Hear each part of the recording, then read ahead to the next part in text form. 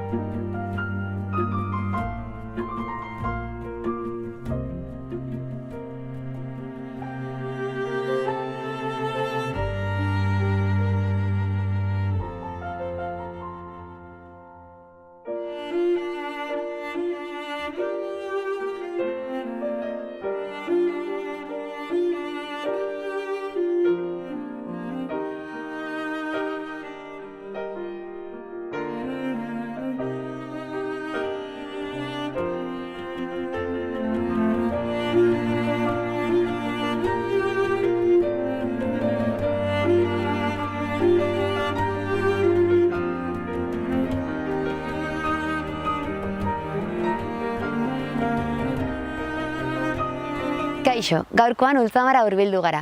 Orgiko basoak dituen ibilbidez baliatuz, haritz mota batek osaturiko oihan berezia ezagutuko dugu. Haritz kandudunarena alegia.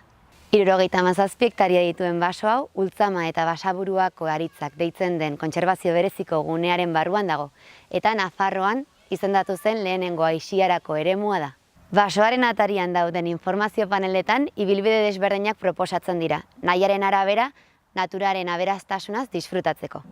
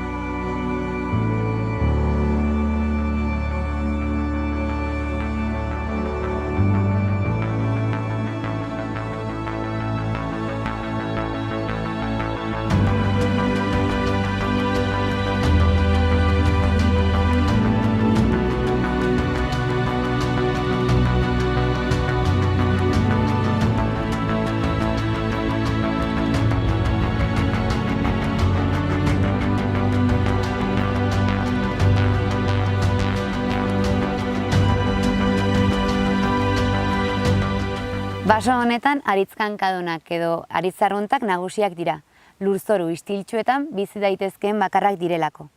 Adin desberdinetako aritzak topatuko ditugu. Hoietako batzuk 100 urte baino gehiagokoak izanik, balio natural handikoak izango dira.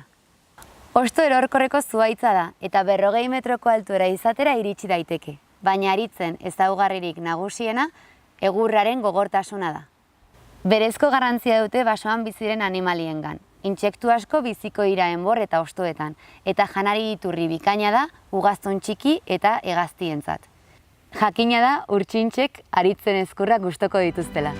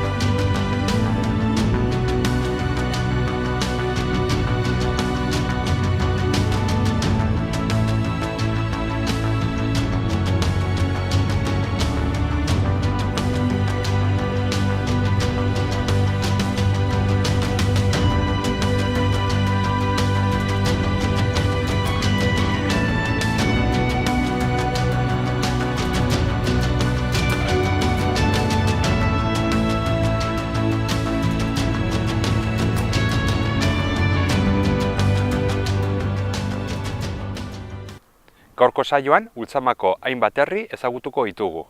Hemen adibidez daukagu Arraizko herria.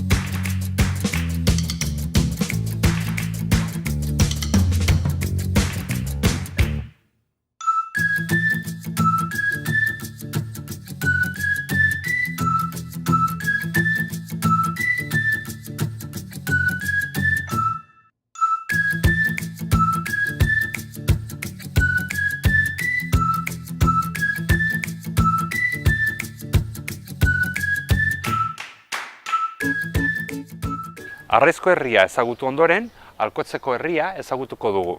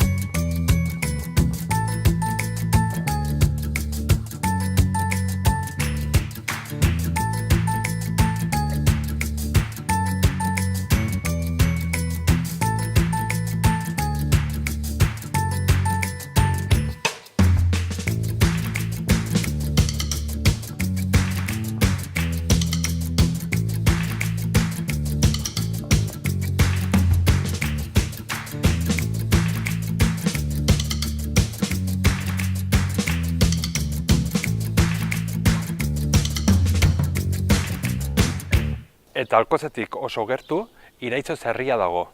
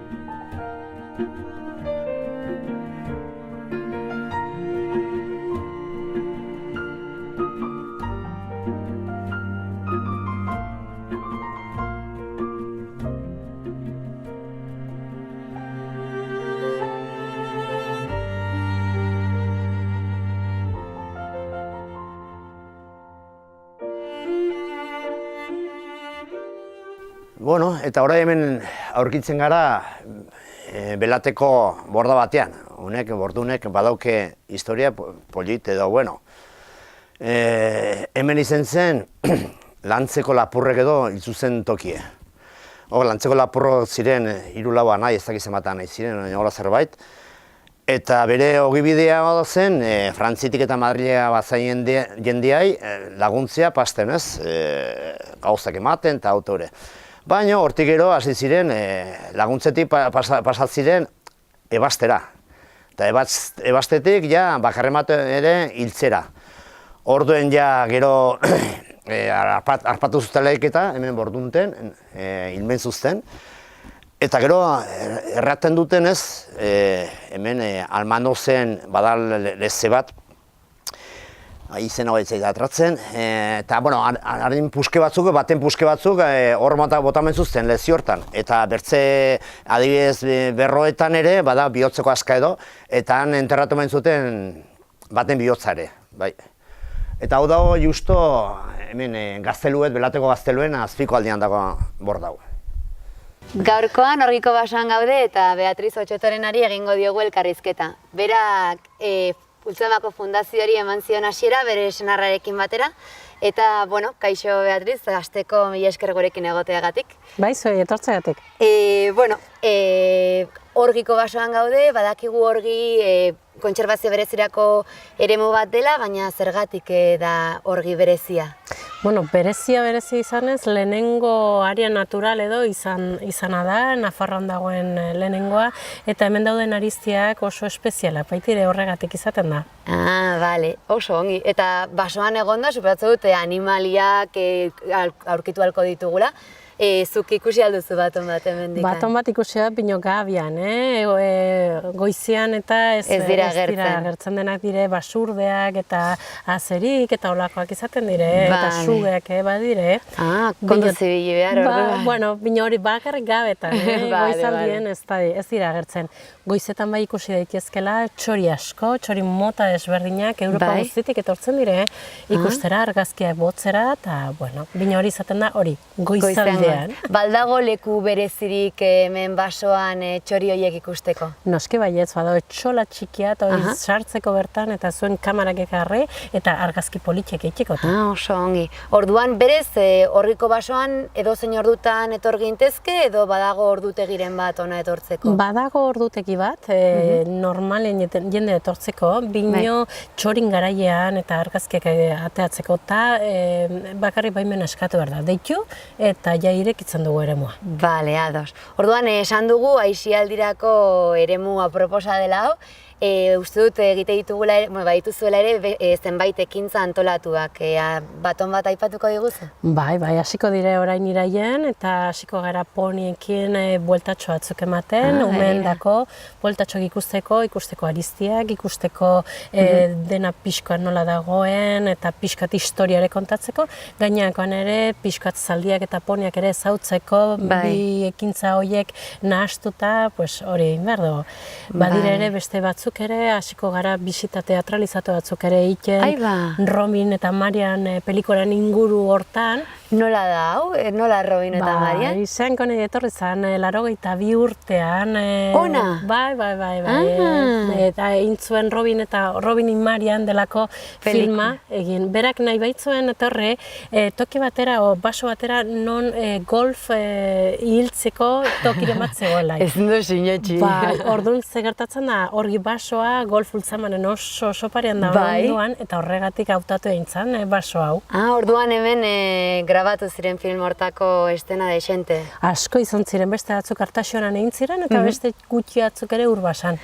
Orduan, horrekin lotuta ze ekintza da proposatzen duzuena? Bueno, bisita teatralizatuak, pixka Robin non dagoen, Marian ere non agertzen den, eta nola bion tartean biozka ematen zen, eta julklare batzuk ere izango direnek ustemen kantari eta kontatzen haien historia eta horrela. Polita ikusteko. Bai, eskatu du ere, baimenak eta helikoptero bat hona etortzeko, jendeak iotzeko, ikusteko baia guztia belateaino.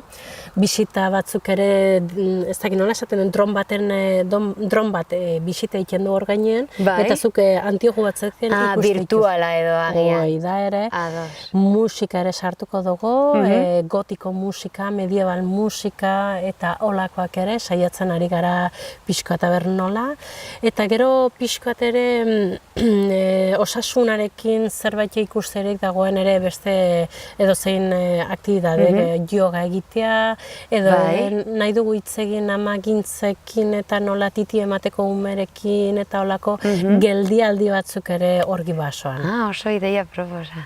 Ekintzen artean, baduzue bestela ere nolabait jendeari ingurumenaren inguruko jakintze edo zabaltzeko zeo zer pentsatua? Pues bi gauza pentsatu ditugu, eta Nafar Lansareak eman digu baimena horkin eskola forestal bat egiteko. Orduan ja ez dakit iraialdean hasiko garen, urrialde hortan, bino nahi dugu diskapazitatea dauzkaten pertsonei erakustea basoaren inguruko edo forestal inguruko ezagutzak edo beraiek egitea. Gero nahi balin badute beraiek lan hortan jarraitu, beraiek jarraitu. Eta orduan orgiko basoa prestatu egongo litzateke edonor etortzeko. Bai noski, ala pentsatu daukagu. Baina gauza da importanteena beraiek jakitea forestal eremu hortan lana nahi balen badute egin, beraiek honea etorri ikasi 2 urtez gutxienez izango da irakaskuntzak, beraiek tituloa atera eta horrela joan daitezkela beste tokiren batean laur hauek egitea. Bale, ados. Berek zere lortu dugu beste zertifikado bat, beraiek Lansarekoak ala hitz egiten dute, zertifikadoa, turismo arloan ere biltzeko. Zengatik ikusi duzu hor parkin alde hortan ere guk informazio gunea dela eta baiadaren informazio gunea ere ematen dugu edo. Eta orduan ere nahi dugu hor beste eskola txikiat sortu turismoaren inguruan ere. Hortaz aparte ere betidanik izan dire hemen bisita gidatuak eskolandako, familiendako, taldendako eta iraialdean ere berriz ere hasiko gara egiten. Ekintza hauek edo bisita gidatu hauek urte osoan zehar egingo lirateke? Bai, ala espero dugu, behintzat nahi balin badute etorri eta publiko baldin badago behintzat, seituko dugu egiten. Eta ordutegi finkoa markatuko duzuela suposatzen dut? Bai, normalean 10 kaldera, 11 kaldera egiten dire eta ordu bat, ordu erdi baten inguruan irauten dute eta nik uste saio bakarra izango dela goizean, bino jende gehiago eskatzen baldin badu, saio gehiago genituzke. Informazio guzti hau eskuragarri dago nunbait, horrela hemendik aurrera begiratu dezaten? Bai, gure web horrian boskedeorgi.comen hor badaukazue. Eta hor, aktibitate guztiek, kontzertu guztiek, eskolak, denak hor izango ditugu eskuragarri, denak ikusteko, eta nahi duenak ere inskribatu dezake, e-mail bat bidaliz, edo zerbait eta erantzuna emango diogu noski. Eta ona etortzerakoan, baldago beste moduren batetan parte hartzeko aukerarik. Bisita gidatuak badaude, paseotxoa eman dezakezu zure aldetik, baina badago beste modurek edo zuekin parte hartzeko? Noski, lana nahi balen modu, lanen arlotan edo lagundu bolondrez bezala denak onartzen ditugu. Badire da honeko bolondrez asko, lagundu digutenak dena desbrozatzen, dena garbitzen, ongi pahatzen. Bino jende asko behar da beti. Bai, haundia da basoa. Oso haundia. 250 hektaria izaten diretena eta hemen ikusten duzuna 80 bat.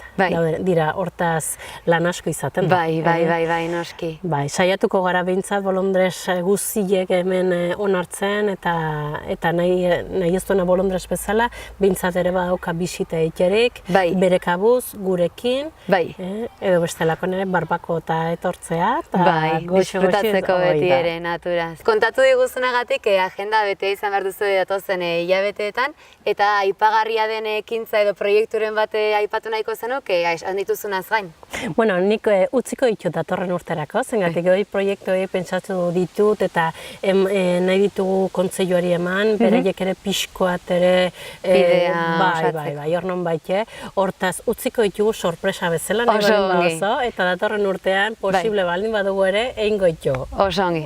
Orduan beti ere webgunean informazio gehiago jaso dezakete etorri nahi dutenek dauzkazuen ekintza guztiak edo azaltzeko. Nafar gobernuak ere turismo arloan, ere, baukate bere web horri hortan, eta Bai. ekintza guztiek ere han izango dira, seguronik. Oso ongi. Bale, mila esker gurekin egoteagatik berriro ere, eta zorte hon, datozen hilabetetan. Mila esker, zuegonea etortzeagatik. Orgiko basoaren sarreraren aintzinean, Lizaso herria aurkitzen dugu.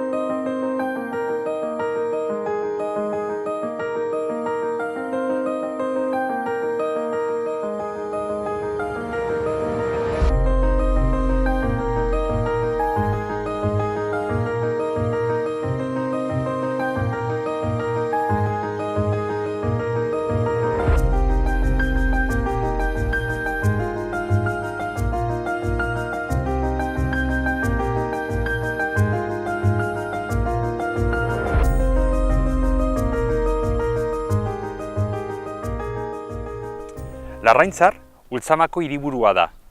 Hementxe kokatuta dago Ultzamako herrialdeko udaletxea. Baita, Larraintzar, Manuel Iruritaren sorterria da. Manuel Irurita, Bartzelonako apezpikua zen Gerra Zibilan desagertu zen, oraindik gaur egun ez dakigu zehazki ze pastu zen. Badagolako misterio bat bere heriotzaren inguruan, batzuk diote fusilatu izan zela, beste batzuk berriz ihes egin zuela Bartzelonatik eta Vatikanon aurkitu zutela.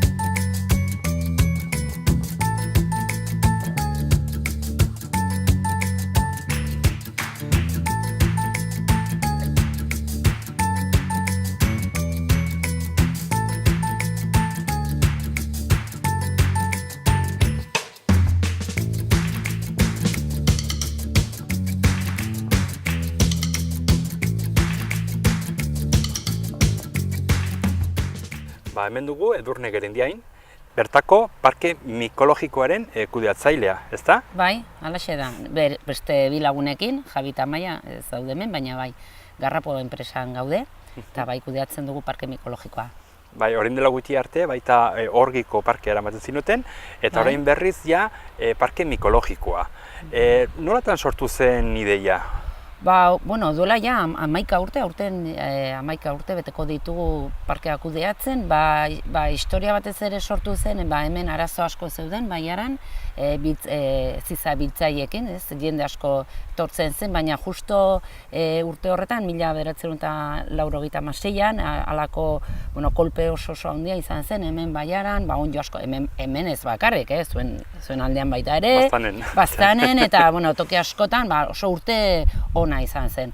Horrekin batera, jende asko, zaborra asko, bertako jendearentzat, bertako jendea ere bere abereak ditu basoan eta hientzat molestiak eta bar, eta orduan kotxe asko ezakitzen pertsona zenbatu zituzten, ustut 2 astetan 20.000 pertsona inguru edo zenbatu zutela, eta udalak hori ikusita aukeratu zuen zerbait egitea, ez? Zer egin zuten, Sorian ja zegoen beste parke bat, halako kudeaketa bat, eta joan ziren ikustera, eta eremu hori ekarri zuten ona, eta hortik aurrera egin zen parke mikologikoarena, ez? Azkenean, helburua da, zizak, gu dugun balioa mantentzea eta ongi egotea, ez? Bai, azken finean, ezagutu ditugu Ultzamako herriak, herri ederrak noski, baita ere zenolako landa eremua badagoen hemen, eta orduan hemengo xixak, hemengo onddoak, hemengo ondare mikologikoa azkenian hori da, ezta? Ondare bat da, zuen ondare bat, eta hau da ondare hau kudeatzeko, errentabilitatea ateratzeko baita modu bat, ezta? Bai, azkenean lortzen dugu baita ere hori, ez, baina argi utzi nahi dut gure lehentasuna zen basoa mantentzea, zaintzea, ez, eta onddoak horre egotea baita ere zen. Badakigu jende asko etortzen da, kaltegarria izaten dela basoarentzat eta onddoentzat, ez. Baina beste aldetik da mikoturistiko proiektu bat, eta lortu dugu, duela 6 urte edo lortu genuen autofinantziatzea, hemen azkenean ez dugu kobratzen basoa joateagatik, baizik eta ematen ditugun zerbitzuengatik, desberdina da, ez? Hasieran, kriston brokak izaten genuen jendearekin, zeren nahi esaten zuten, nola kobratzea mendira joateko, ez? Baina mendia eta jabeak ditu, kasu honetan dira bertako biztanleak, ez? Ultzamako biztanleak, deno badakigu ezin dugula joan basora eta hartu aritz bat edo pago bat eta eramatea etxera, zeren badakigu ezin dugula hori egin, zizak azkenean dira basoko fruituak ere eta badute jabea. Orduan horrekin, orain oso pozik gaude proiektuarekin, sentatuta dago eta azkenean, urtero 40.000 euro lortzen dugu, baimena saltzen eta horrekin kudeatzen dugu. Ordaintzen ditugu mikologoen orduak, gure orduak, pistak mantentzen dira, ematen dugu zerbitzuak, aholkularitza mikologikoa, bizita gidatuak, folletoak, ez? Azkenean da ondare naturala baita ere mantentzeko modu bat baita ere. Bai, noski baietz, eta da proiektu bat non guretzat oso importantea den heziketa, inguru heziketa, ez? Sensibilizazioa eta jendea jakitea zer egiten dituzte onddoak gure basoan, oso importanteak dira, ez badaude onddorik, ez daude zuhaitzik eta basoak, ez?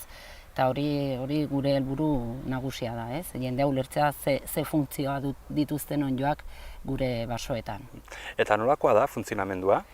Begira, badaude baimen motak, ez? Eta orduan zu etorri nahi baduzu, egun bat onddoak hartzera, baduzu atera behar duzu baimen bat, gure web horrian, edo hemen gure bulegoan, Larraintzarren gaude aurten, Larraintzarko udaletxean, eta horrekin baduzu 8 kilo hartzeko aukera.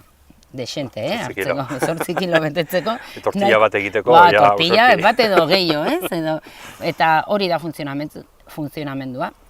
Horrekin zer ematen dizugu? Ematen dizugu bertako mapa bat, non azaltzen diren pistak eta bertako informazioa, eta gero zuk ere baduzu aukera hemen mikologo bat egongo da, edo egoten da asteburutan, zure ziza konsultatzeko, ez? Onak edo onak ez dute esan behar, zeren denak onak dira, jangarriak edo ez jangarriak baldin badiren, ez? Eta gero ditugu urte osorako baimenak ere, badagola jendea, nahi duela urte osoan etortzea, eta badugu baimen berezi batzuk, ez? Prezio ezberdinekin, ez? Eta ze onddo motak edo ze ziza motak eta baitugu hemen inguruan? Pues begira, Pagadia oso aberatsa da, esan nahi dute, baina, bueno, akizu hemen jabea onddoa da. Gure onddo beltza eta hori, ez? Orain udan izan ditugu, kolpe txiki bat, atera dira onddoak, baina gero ditugu xixa hori, trompeta de los muertos, erderaz, euskaraz egit, gorringoak iaz atera ziren, baina aurten ez dira atera, hori bero asko egiten duenean ateratzen dira. Baina gero gibel urdine, hilarraka, hemen Nafarroan asko jaten da, eta gero beste batzuk, grozites, badaude beste batzuk jangarriak direna, baina jendeak ez du ezagutzen, eta jendeak ez badu ezagutzen ez du hartzen, ez? Baita ere famatuak dira bertako ariztiak. Hor ere baitugu onddo mota bereziren bat edo? Bai, ariztiarekin batera beti ateratzen da onddo beltza. Bestetan ateratzen dira besteak, ez? Udazkeneko onddoa, marroiska dira, onddo beltza da, hori bai ezagutzen dugu, normalean gaztain ondorekin, aritzekin ateratzen da. Baina, eta gero zer gehiago, orain ez zaita burura etortzen, baina, bai, onddo beltza da, igual ariztian gehien hartzen dena, baina, karo, gure ariztiak gero eta itxiagoak daude, eta orduan hori ez da oso komenigarria. Iguzkia sartzea gustatzen zaio, bai? Orduan oso itxiak daude, orain ez dago hainbestea bere, ez, azienda ez dagoen ariztietan, eta hori nabaritzen da, isten ari dira, eta komplikatuak da baita ere sartzea barrua, ez dena, ez, saskiaz beteta daude. Bai, saskiak eta sartzen dira, hemen ere, oin aski Pirineo guztian gozbera partzen ari da, ez? Bai.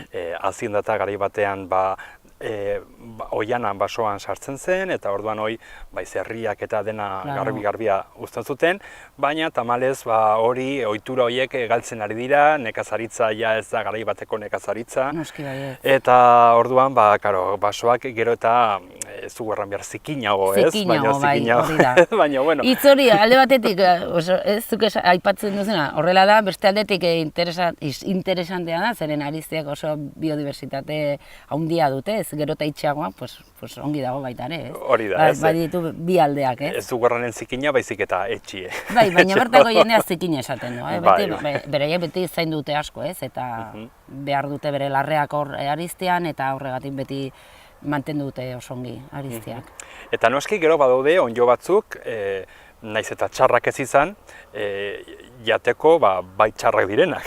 Bueno, bai, batzuk inkluso hilgarriak direla, ez? Hilgarriak direnak, ez da? Esate baterako manita faloides hemen, eta gainera asko ateratzen da, baina, gu beti horregatik ematen dugu baita ere, espezie, badugu folleto bat, non ateratzen diren espezie guztiak, eta, jangarriak ez direnak, edo hilgarriak, eta asko azaltzen dugu. Badugu normalean, udazkenean, erakusketa txiki bat hemen bulegoan, ekartzen ditugu zizak basotik, eta horrela erakusten dugu momentua ze zizak daude, nola ezberdintzen diren, eta halako gauzak, ez? Eta mikologoak ez da, baita ere. Eta mikologoak, bai. Zeren, denetari bada jendea joaten dela, eta hartzen du denetari, ez daki zer diren, baina bada hartzen dute. Asko nik esaten dit, asko ikusten baldin baduzu, horrek esan nahi du ez direla jangarria. Zeren, bertzenaz, hainbeste jende gero eta jende gehiago ibiltzen da mendian, orduan, halako, ez, kilo asko aurkitzea ez da oso normala, ez? Bai, horre ere ohiturak aldatu dira, ez? Nik horitzen naiz, beti, onddo beltza. Ondoan, hainbat perretxiko, hainbat gibel urdin, gorringoak eta baino onddo beltza. Eta orain berriz, bago beste ohitura bat, honeta da, denak hartu, eta ber zeintzuk diren onak eta zeintzuk ez. Bai, baina mira, gu astean zer batez ere betiko jendea tortzen da, ez? Gehiena jubilatuak, Donostitik asko, gainera Gipuzkoar asko etortzen dira. Eta bai gu eta bertakoa garenok, bai pensatzen dugu hartzea, eta bai genuen ohitura hori zeren gainera lehen asko saltzen genuen, eta beste, ez, guretza zen diru iturria baita. Baina asteburutan tortzen dira batez ere familiak, eta haiek aurkitzen dira ziza bat, aurkitzen dute ziza bat, eta haietza da ja flipantea. Osea, esan nahi dut, guretzat, ez, da hartzea gure hor badugu bai barneratuta hori, ez, aintzineko, bueno, gure kultura, baina haietza da, osea, disfrutatzen dute, osea, ume gainera hartzen dute bat, eta ja, haietza da dena, ez, magikoa da. Zen, zitza bilatzean magikoa da, aurkitzen duzunean da oso polilla, ez. Eta hietzat importanteena da paseatzea eta bueno, ikustea, hartzen baldin badute ja, jateko, nahikoa. Gainea da baita ere ikasteko modu bat. Ikasteko, claro. Guretzat oso importantea da jendea ikastea, ez? Gure ondare naturala ezagutzeko eta gainera baita ere, pixka bat ere, holako errespetua hartzeko. Noski baietz, oso importantea. Azkenean ez dugu inoiz handuko ezagutzen ez duguna, ez? Eta orduan hori da gure beste helburua, noski baietz. Mi esker. Zuei, ona etortzeagatik. Eta etorri udazkenean, zitzak hartzera. Ongi da. Agur. Agur.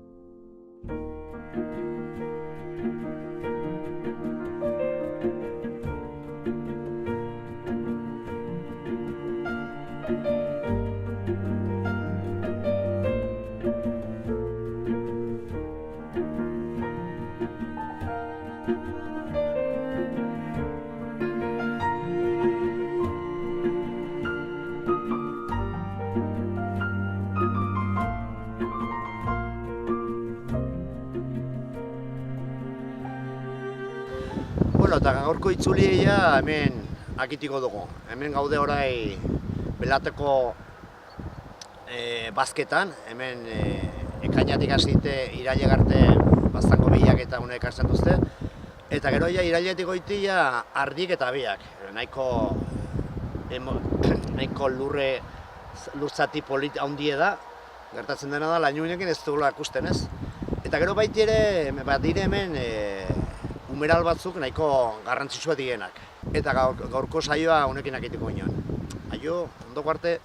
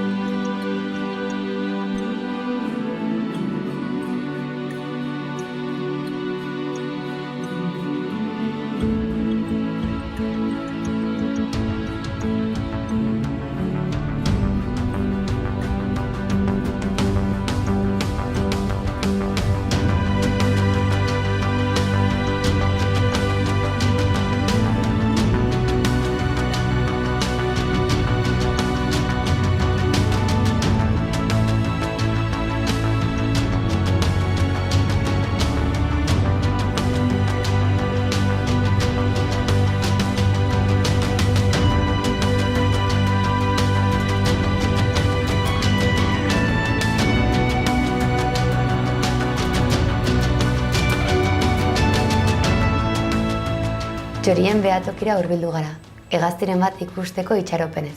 Miru gorria eta okil txikia dira nabariak hemen, baina badakigu aztoreak eta miru beltzak ere aurkitu alditugula. Hegazti txikiak ere badaude, eta hauek oso lagungarriak dira intsektu populazioa kontrolatzeko. Ea zortea dugun eta baton bat ikusten dugun. Hurrengora arte!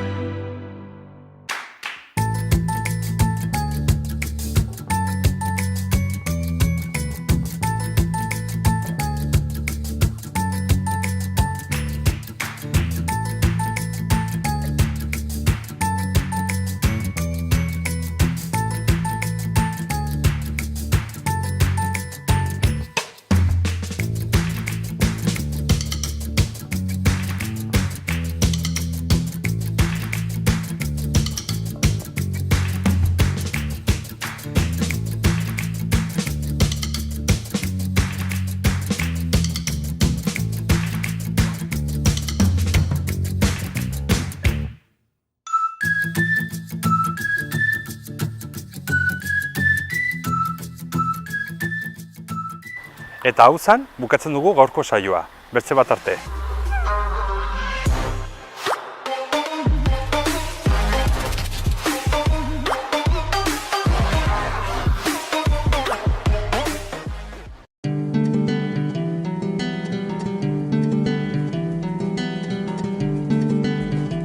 Saio hau Nafarroako Gobernuak diruz lagundu du.